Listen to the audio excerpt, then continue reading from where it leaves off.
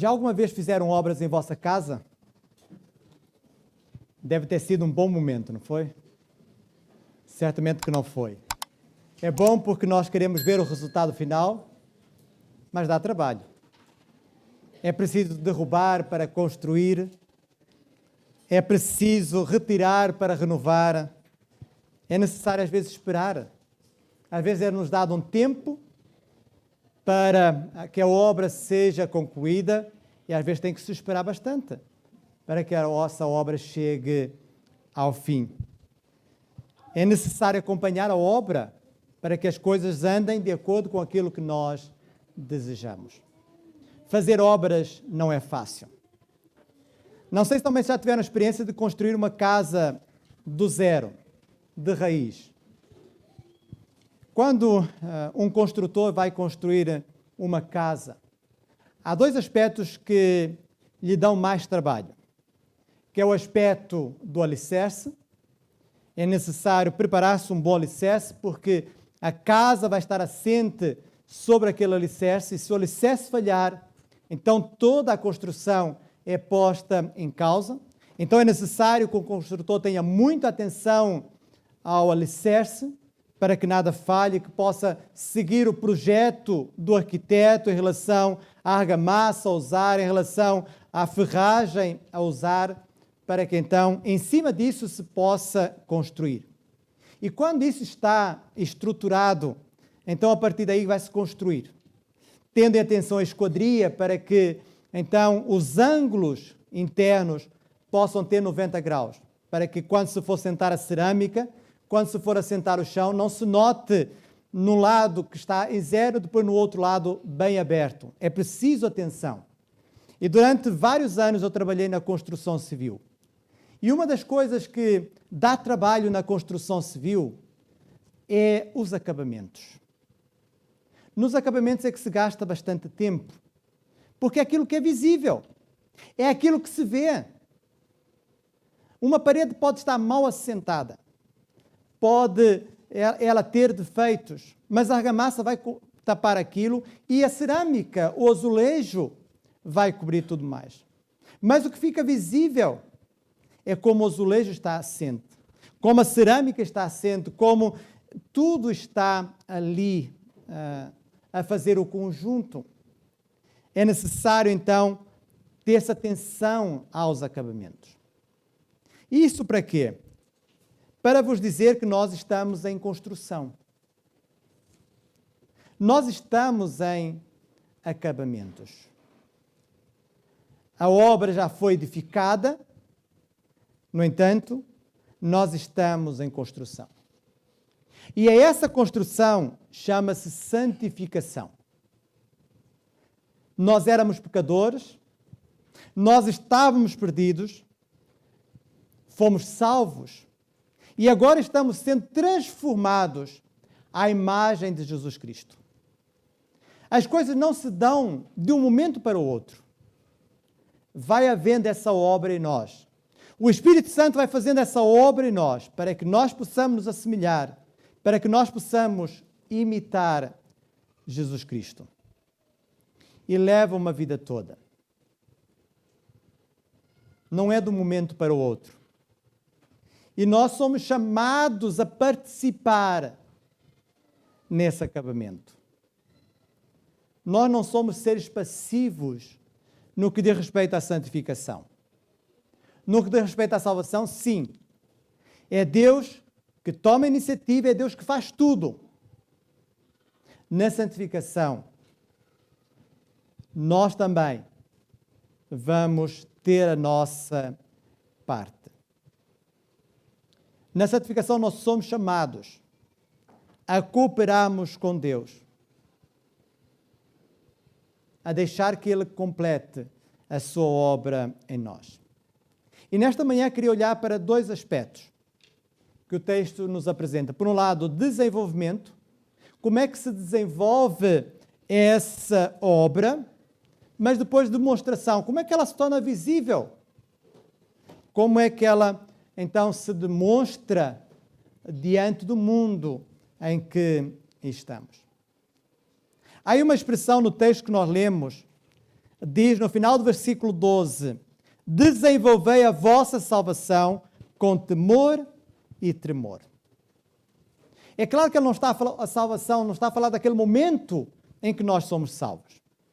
Porque ele dirige-se nesta carta aos seus amados. Ele faz referência logo no início deste versículo. Assim, pois, amados meus. No capítulo 4, ele vai dizer que trata-os por meus amados e muito queridos irmãos. Ou seja, ele não está a falar a pessoas perdidas. Ele está a falar a pessoas que foram salvas. No entanto, a esses, diz, desenvolvei a vossa salvação. Desenvolvei a vossa salvação. É aqui uma exortação para que os crentes obtenham a santificação mediante a graça de Deus que opera em nós tanto querer como efetuar. E é muito interessante este verbo desenvolvei, ou noutras versões, operai. Este verbo tem duas particularidades. Tem duas particularidades pela forma conjugal na qual se encontra. Por um lado, nós temos um imperativo aqui. Quer dizer que não é uma opção. Não é uma opção que é dada a cada um de nós. Não, é uma ordem. Aqui nós encontramos uma ordem. Desenvolvei. Mas encontramos também a ideia de continuidade. Desenvolvei continuamente. Que seja um processo na vossa vida. Que haja progresso nesse desenvolvimento. Então, quais aspectos que estão presentes no desenvolvimento dessa obra? Por um lado, obediência. Reparem como diz o versículo 12. Assim, pois, amados meus, como sempre obedecestes, não só na minha presença, porém muito mais agora na minha ausência. A santificação envolve obediência. O apóstolo Paulo faz esta declaração. Porque a doutrina, a teologia, tem sempre um propósito prático. Não é para nós enchermos a nossa cabeça de informações. Não é para nós sermos muito cultos teologicamente. Mas é para nós exercitarmos. É para nós colocarmos em prática. Se os irmãos olharem para as cartas de Paulo, os irmãos encontram sempre duas componentes na carta do apóstolo Paulo. A componente teórica, ele transmite doutrina nos primeiros capítulos, e depois temos uma componente prática, onde nós o vemos a dar orientações, a apresentar então formas de viverem aquilo que havia sido transmitido. Ele não diz como sempre me obedecestes. Reparem, ele não está a apelar para a obediência a ele. Como sempre obedecestes. E este sempre obedecestes não é Paulo, é a palavra de Deus. Eles estavam a obedecer à palavra de Deus. Estavam a dar crédito a ela. E sem obediência, não pode haver santificação. Sem obediência à verdade de Deus, à palavra do nosso Deus, não pode haver santificação. Por como diz o apóstolo Paulo, toda a Escritura divinamente inspirada, ela é proveitosa para ensinar, para repreender, para corrigir e para instruir em justiça, a fim de que o homem seja perfeito e perfeitamente instruído para toda a boa obra. É necessária a obediência à palavra, para que possa haver, então, aperfeiçoamento na vida cristã. A obediência dos filipenses era sincera. Eles não obedeciam à palavra apenas quando Paulo estava perto, quando Paulo estava com eles. Não. Quando Paulo estava ausente, e muito tempo esteve ausente, eles continuavam a obedecer. A obediência deles não dependia do pastor que tiveram. A obediência dele não dependia deste ou daquele. Não. Eles não obedeciam por causa daquele.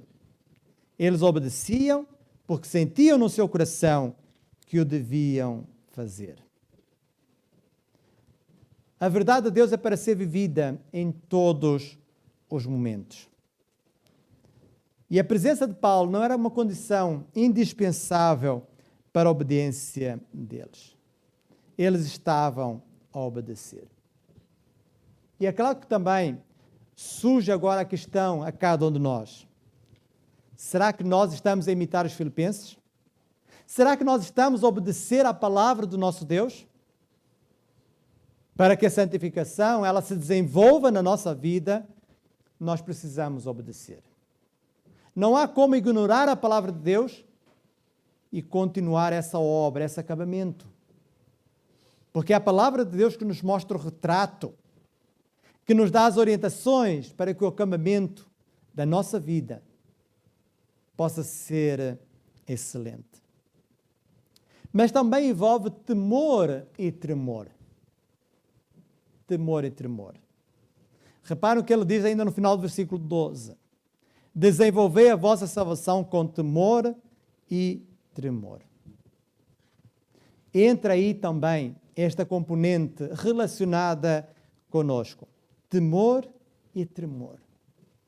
Temor diante de quem Deus é. Diante da sua santidade. Diante da sua grandeza. Diante da sua majestade. Temor.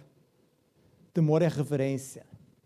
É um medo santo de ir contra aquilo que Ele é.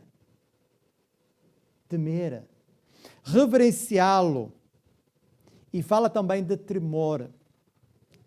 E tremor faz-nos olhar para nós mesmos, para aquilo que nós somos. Nós somos falhos. Nós somos limitados. E nós trememos. Devíamos a fazer aquilo que nos caracterizava lá atrás, antes de Jesus Cristo mudar o nosso viver. E estas duas palavras mostram-nos a seriedade da nossa vida cristã. Não podemos viver de qualquer maneira. Temos que levar a sério a nossa relação com Deus. Nada de leviandades, nem de confiança na carne. Porque aquele que confia na carne está perto de perecer. Está perto de cair. Temor de desagradar a Deus e privar-se da sua amizade. Não devemos ser crentes acomodados, satisfeitos, porque vimos ao domingo e participamos do culto. Vimos ao domingo e cantamos louvores ao nosso Deus. Vimos ao domingo e estamos aqui a ouvir a palavra de Deus. Isso é muito pouco. Na nossa vida diária nós devemos viver com temor e tremor. Às vezes, por falta destes aspectos, acabamos por não levar a sério a vida espiritual. Colocamos-la em segundo plano. Colocamos a nossa relação com Deus num plano secundário. Primeiro, as minhas coisas. Primeiro, aquilo que eu tenho que fazer. Depois, se me sobrar tempo, Deus. Isso é fazer o contrário do que está aqui. Ele fala aqui desta seriedade que deve haver. Desenvolvei a vossa salvação com temor e tremor.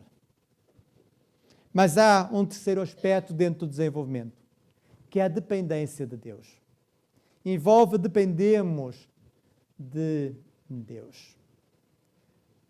Reparem o que é que diz no versículo 13. Porque Deus é quem efetua em vós tanto querer como realizar, segundo a sua boa vontade. É Deus que está a operar em nós pelo seu Espírito. Ele é o agente principal do novo nascimento e da santificação do crente. podemos dizer que Ele está a construir este belo edifício que somos nós. Ele está a construir este belo templo que somos nós. Mas ainda há falhas. Talvez haja alguns azulejos que não estão bem assentes. Haja alguns aspectos que precisam ser mudados. E o Espírito vai fazendo essa obra em nós. O Espírito vai fazendo a obra de Deus em nós. Porque Ele efetua tanto o querer como o realizar. É o Espírito que nos guia, é o Espírito que nos ensina, que nos repreende, que nos lembra. É Ele que nos exorta, conforta e ajuda nas nossas orações. E quando nós damos primazia a Ele, quando nós deixamos que o Espírito, não o extinguimos, como Paulo exorta em 1 Tessalonicenses, não extingais o Espírito. Quando nós não extinguimos o Espírito em nós, então algo novo, algo belo vai ser naturalmente formado. A nossa vida vai se tornar frutífera e nela o fruto do Espírito vai se ver. E certamente os irmãos sabem qual é o fruto do Espírito. Amor, alegria, paz, longanimidade, benignidade, bondade, fé, mansidão, temperança. O Espírito Santo produz nos corações regenerados a vontade, e não apenas a vontade, mas também a disposição para as coisas santas, para fazer aquilo que é certo. Deus não opera apenas o querer, mas também opera o efetuar, o realizar. Ele não apenas nos leva a desejar tal coisa, mas Ele nos fornece, Ele nos capacita para fazer. Ele complementa a obra. E tudo isso segundo a sua vontade. Não é segundo a nossa boa vontade. Não é por nós acharmos que isto fica melhor assim ou aquilo fica melhor daquela forma. Não. É Ele que então vai operando, vai desenvolvendo essa obra em nós. Então a obra da santificação, o desenvolvimento dela envolve, por um lado, obediência, envolve temor e tremor, mas também envolve dependência de Deus. E tendo ele dito isso, então agora vai falar como que podemos demonstrar essa obra. Como é que ela começa a ser atraente diante dos outros? É preciso que ela surja para que se veja. E agora então chegamos ao segundo ponto desta mensagem, a demonstração da obra. A santificação, ela é uma transformação interna e pessoal. É uma transformação que ocorre de dentro para fora. Por isso que primeiramente falamos de desenvolvimento, dessa transformação interior. De que vale uma religião de fachada, se o coração não é transformado? Não, primeiro é um apelo à mudança de coração, à mudança interior que se dá pela ação do Espírito Santo. E quando há verdadeiramente essa mudança, então ela vai se refletir no mundo. E nós encontramos aqui a caracterização que Paulo faz deste mundo. Paulo vai falar deste mundo, vai dizer que no meio de uma geração pervertida e corrupta. Com estas palavras, ele está a caracterizar a sua realidade. Para ele, o mundo estava corrompido e perverso. E era assim. Se os irmãos olharem para Romanos capítulo 1, a partir do versículo 18, os irmãos vão ver como era o mundo daquela altura. Os irmãos poderão facilmente transportar o mundo daquela altura para o nosso mundo. E naquele mundo havia injustiças sociais. Havia escravidão que estava muito presente dentro do Império Romano. Havia depravação moral. Havia prostitutas contratadas pelos templos, pelo templo de Diana, Afrodite e outros, para se prostituírem com os homens. Isso fazia parte do culto. Havia tantas práticas imorais, assim como há nos dias de hoje. O tempo passa, mas o mundo continua nas trevas. O tempo passa, mas o mundo continua a ser o mesmo. O império caminhava para a decadência. E não era de esperar uma outra coisa. Havia escravidão, havia prostituição, havia idolatria. Um império mergulhado nas profundas trevas. E o nosso mundo não está melhor. Era bom chegarmos aqui e dizermos: o nosso mundo mudou, mas não. Quando vemos aquele massacre de pessoas ali em Moscovo, quando vemos tantas coisas acontecerem, injustiças sociais, abusos sexuais, idolatria, homicídios, o mundo continua mal. Nós temos um inimigo que está bem ativo no nosso mundo. Ele anda em derredor, bramando como um leão, buscando a quem possa tragar. E como ele tem tragado a tantos.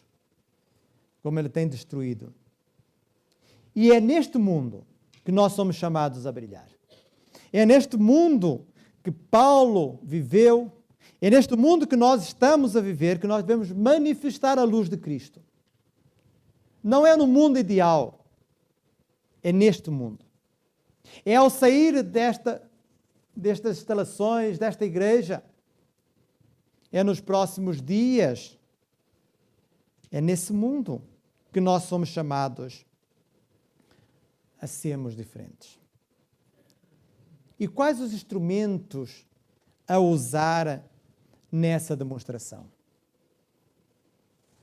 Reparem que nós vemos aqui alguns instrumentos. O primeiro instrumento é ações. Nós podemos demonstrar essa obra que o Espírito Santo está a realizar em nós através de ações. Reparem o que é que diz o versículo 14.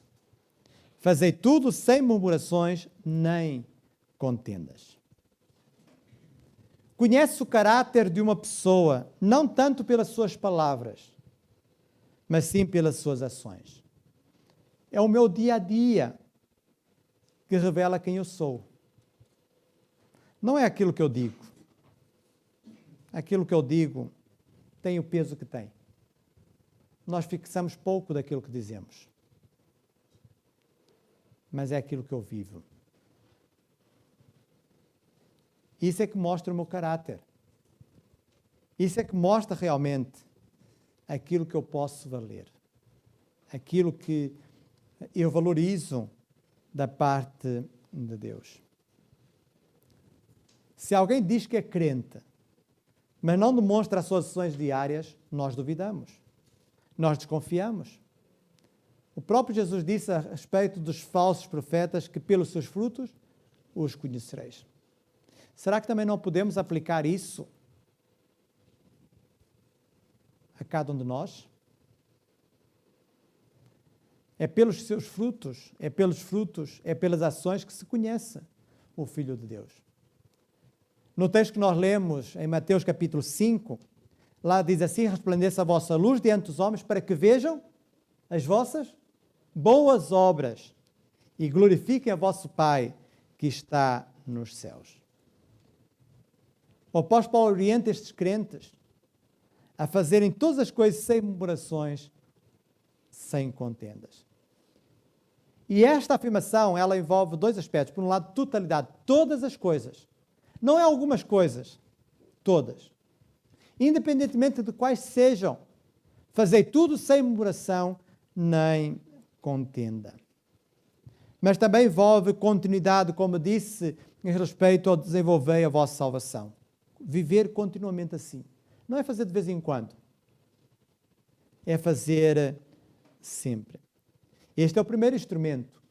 O primeiro instrumento, ele tem a ver com obras. Temos um segundo instrumento, que tem a ver, então, com o esforço da nossa parte. Nós somos chamados aqui a nos tornarmos irrepreensíveis, sinceros e inculpáveis. Nós sabemos que de uma forma absoluta, de um modo absoluto, essa perfeição ela é impossível. Mas isso não deve servir para ficarmos animados. Pelo contrário, nos esforçamos ainda mais para chegarmos àquilo que Deus deseja. O apóstolo Paulo, ele ilustra aquilo que deve ser a nossa entrega, usando a imagem de um atleta. Em 1 Coríntios, capítulo 9, de 24 a 27, ele usa a imagem de um atleta. E essa imagem, ela transmite algumas coisas. Primeiramente, determinação. Determinação para alcançar um objetivo. Nós devemos estar determinados e temos o objetivo de olhar para Cristo e chegar a Ele. Determinação. Eu tenho aquele objetivo. Eu vou me esforçar por chegar lá. Por outro lado, disciplina pessoal. Um atleta, ele pode ganhar muito, mas ele está sujeito a uma disciplina rigorosa. Ele não pode comer tudo aquilo que quer. Ele não pode se deitar às horas que quer. Ele tem que seguir orientações do seu clube. E quando não faz, ele está sujeito à disciplina do clube. Ele está sujeito a não ser convocado para o próximo jogo. Ele está a ser sujeito a ser colocado na equipa B do clube. Ou a treinar sozinho. Ele tem que ser disciplinado. E também nós temos que ser disciplinados na nossa caminhada. Nós temos o nosso Senhor e Ele nos deixou orientações para seguirmos. E não podemos nos desviar delas, porque se os jogadores sofrem disciplina, também nós sofremos quando transgredimos a vontade do Senhor. E também há um outro aspecto que tem a ver com a aprovação. A aprovação. De quem que nós obtemos a aprovação? Dos homens ou de Deus? O apóstolo Paulo, nesse texto que eu referi em 1 Coríntios 9, 24 e 27, ele estava preocupado em ser aprovado diante de Deus. Não queria correr em vão. E é isso que nós devemos ter também presente. O apóstolo Paulo, escrevendo a Timóteo, ele diz: procura apresentar-te a Deus aprovado como obreiro que não tem de que se envergonhar, que maneja bem a palavra da verdade. Aprovar. Mas chegamos a um último resultado, que tem a ver com a questão da retenção da palavra. Reter a palavra. Nós vemos isso, então, no versículo 16. Preservando a palavra da vida, para que no dia de Cristo eu me glorie de que não corri em vão, nem me esforcei inutilmente. Então tem a ver com reter a palavra. Mas o que é que isso envolve? Envolve guardar a palavra de Deus. O salmista diz: guardei a tua palavra no meu coração, para eu não pecar contra ti. É isso. É isso. É guardar, porque quando nós guardamos a palavra de Deus no nosso coração, nós então vamos nos afastar do pecado. Quando nós usamos a palavra de Deus para nos defendermos diante das tentações, como Jesus fez, nós vamos vencer o pecado. É a palavra de Deus que nós devemos reter no nosso coração. É através da obediência a essa palavra que podemos viver vidas santas e santificadas perante Deus. E Paulo queria que os crentes retivessem a palavra de Deus até a volta de Cristo. Esse era o segredo para uma vida, e é o segredo para uma vida vitoriosa e feliz. Essa é a palavra essa palavra deve ser guardada até que Cristo volte. Porém, para além de guardar, é importante um outro aspecto. É importante apresentar. Não é apenas eu reter, é também eu dar. É também eu transmitir aos outros aquilo que tenho recebido. Então vemos aí a demonstração da obra, a caracterização da realidade, os instrumentos a usar e, por último, então, resultados dessa demonstração. No versículo 15, ele vai dizer: na qual resplandeceis como luzeiros no mundo. Este é o primeiro resultado. É o resplendor que deve emergir da vida do crente. É resplandecer. Nós vivemos num mundo que está em trevas, e num mundo dominado pelo Deus deste século, e é nesse mundo que nós devemos ser filhos da luz. Refletir a luz de Cristo. Não é para o mundo estar em decadência moral, social e espiritual que devemos cruzar os braços. Antes devemos esforçar-nos para sermos um pequeno astro, para sermos luzeiros neste mundo. Porque pode ser que através da nossa luz, um familiar nosso, um amigo, um vizinho, possa vir a Jesus. Se deixarmos de brilhar, se deixarmos de proclamar, impedimos que outros cheguem a conhecer a Cristo. Que as pedras não tenham que clamar em nosso lugar. Que elas não precisem clamar pela nossa inação, pela nossa indiferença ou pelo irreflexo da nossa parte. Jesus disse: se estes se calarem, até as próprias pedras clamarão. Que isto não venha a acontecer. Mas o segundo resultado dessa demonstração é a alegria. E a alegria está estampada nesta carta. Nós encontramos aqui ele constantemente a falar da alegria. E todos são beneficiados quando cada parte faz aquilo que devia fazer. Fica alegre quem transmite e fica alegre quem recebe. Alegria. No cumprimento da vontade de Deus, nós sentimos-nos alegres, sentimos-nos realizados, por vermos que Deus operar, porque sabemos que é Deus que opera, é Deus quem efetua nós tanto querer como realizar. E vamos vendo essa obra e vamos nos sentindo alegres com ela. A terminar, queria deixar convosco algumas perguntas para a nossa reflexão. Algumas perguntas para nós podermos ver em que ponto é que nós estamos na obra. Será que ela foi embargada? Será que ela está parada? Como é que ela estará? Em que ponto está a construção de Deus em nós? Estamos a ser um edifício belo? Está a ficar bonito o edifício? Ou ainda falta tanto para que a obra seja completada? Aonde é que estamos? As paredes estão a ser colocadas? O reboco está a ser feito? Aonde é que estamos nessa obra? Quem olha para nós, quem contempla o edifício que está a ser construído em nós, ele fica admirado? Esboça alguma reação? Será que a nossa vida está a ser atrativa diante dos outros? Ou está igual dos outros? Como é que está a minha vida em relação ao meu colega de trabalho? Como é que está a minha vida em relação ao meu colega da escola? Como é que está a minha vida em relação ao meu vizinho? Como é que está a minha vida em relação ao meu amigo? Será que eu tenho vivido Cristo em mim?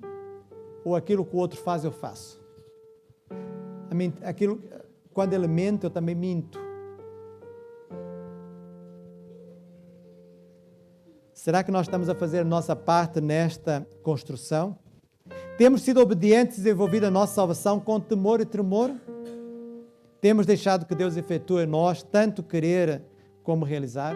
Estaremos a ser submissos à sua vontade? E como é que nós temos feito as coisas? Com murmurações? Com contendas? Ou sem elas? Estamos a ser sinceros? Estamos a ser irrepreensíveis como filhos de Deus no mundo corrompido e perverso no qual nos encontramos? Será que a luz de Cristo tem brilhado através de nós? Será que nós temos retido a palavra de Deus no nosso coração para não pecarmos contra Deus? Perguntas para a nossa reflexão. Perguntas que devem ser respondidas entre nós e Deus. Porque Deus sonda os corações. Deus sabe o que se passa em cada um de nós. E por isso, vamos orar ao Senhor para que o Senhor continue a sua obra em nós. Se ela esteve parada, se ela está parada, vamos pedir ao Senhor para que a obra possa continuar. Vamos pedir perdão pelas vezes em que temos embargado a obra e não temos deixado que ela continue. Vamos colocar-nos diante de Deus com o coração aberto para que Deus então possa estar a trabalhar em nosso coração, em nossa vida, a fim de que nós possamos ser santos como Ele é santo. Então, enquanto o Miguel está a tocar esta música que tem a ver com santidade, vamos então silenciosamente orar ao nosso Deus. Vamos pedir perdão, se for o caso, vamos renovar o nosso compromisso, vamos fazer aquilo que sentimos que está em nós.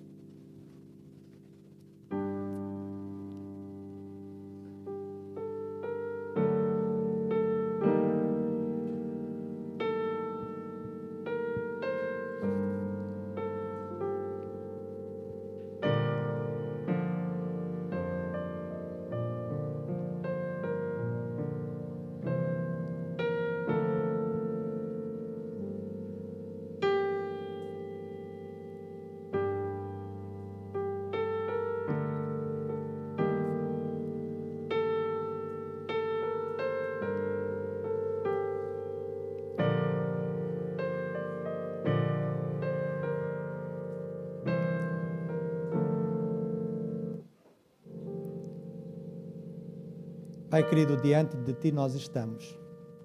E Tu sabes muito bem aquilo que está no nosso coração, aquilo que está na nossa mente.